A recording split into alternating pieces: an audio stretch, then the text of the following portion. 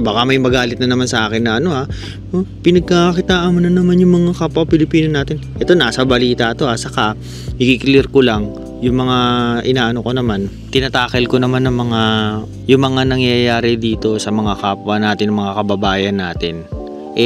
Ano naman, hindi ko naman sila pinapangalanan. Saka kinukuha ko lang din dun yung yung pwedeng makatulong sa mga nanonood sa akin. Kunyari kasi kapareho ng sitwasyon nila di ba?